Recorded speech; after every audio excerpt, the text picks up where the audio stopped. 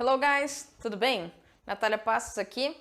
Pessoal, hoje eu resolvi trazer para vocês uma explicação de uma gramática em inglês que é o there to be, que seria o nosso verbo haver, e que eu realmente senti a necessidade de gravar esse vídeo de tanto ver as pessoas cometendo esse erro, tá? Então assim, parece muito simples, né? O verbo haver em inglês, there to be.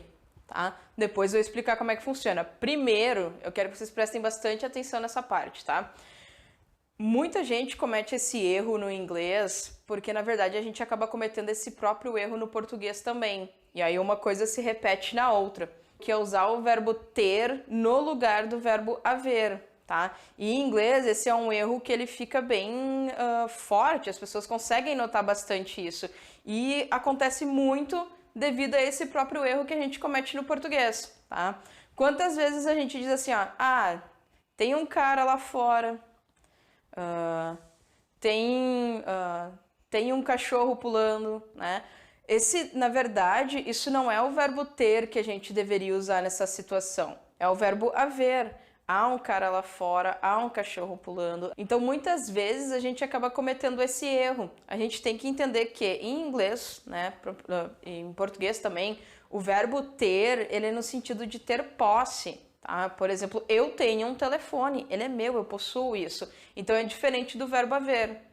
Para quem ainda tem dificuldade em saber se eu vou usar o verbo haver ou o verbo ter, às vezes na hora de fazer a frase, porque parece que faz sentido qualquer um dos dois, eu sempre deixo a dica para os meus alunos que é, quando eu consigo trocar o verbo ter pelo verbo existir, é porque na verdade naquela frase eu devo usar o verbo haver, tá? Então quando eu digo assim, eu tenho um telefone, se eu trocar pelo verbo existir, eu existir um telefone não vai fazer sentido nenhum, né? Então é porque realmente era o verbo ter, era de posse. Agora, há um cachorro ali fora e existe, né? Há um cachorro ali, eu consigo usar ele, então eu consigo usar o verbo haver. Então, essa é a forma correta. A mesma coisa daí acontece no inglês, tá? Então, fazer esse tipo de pensamento vai ajudar vocês na hora de saber qual utilizar e para que vocês não cometam esse erro de usar o verbo to have, quando, na verdade, vocês deviam usar esse cara aqui. There to be. Tá? Então, o verbo haver em inglês, ele é composto pela palavra there e mais a conjugação do verbo to be, tá? Gente, para quem ainda tem dúvida em relação ao verbo to be, tá? Clica aqui no canto da tela, a gente tem um vídeo completinho explicando como conjuga, como utilizar, né? Enfim, e não vai mais ficar com essa dúvida aí do verbo to be, que é chato pra caramba, né?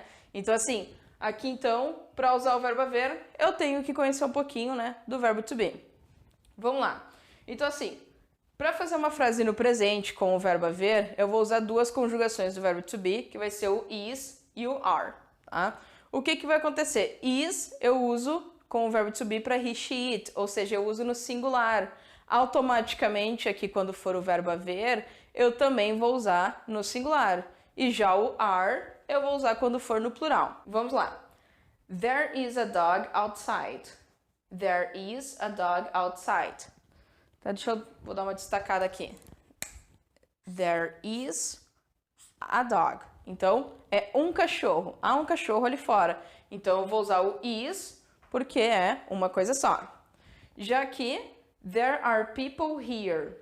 There are people here. Há pessoas aqui. Então, aqui, eu estou usando no plural. Automaticamente, eu usei o are, ao invés de usar o is.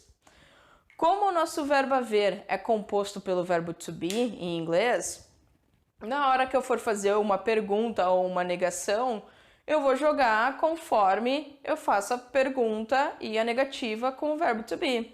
Então, na hora de fazer a pergunta, eu vou fazer o quê? Eu só vou inverter.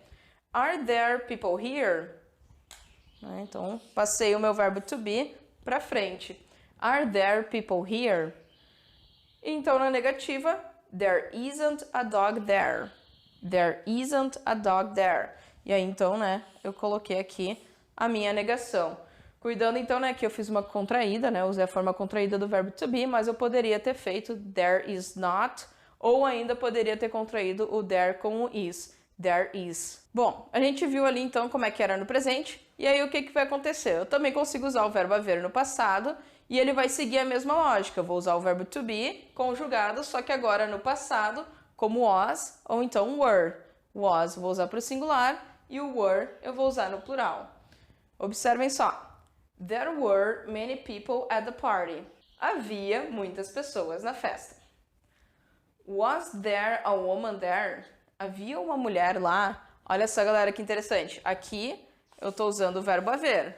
Was there, né? O verbo to be no passado. Estou fazendo uma pergunta e estou usando, né, o there que faz parte para montar então o verbo haver. Agora já aqui no final, esse there significa lá, né? Então assim, para ser o verbo haver, ele tem que estar there to be. Tem que estar conjugado junto o verbo to be para que a gente consiga entender que é o verbo haver e não que esteja só indicando que é lá.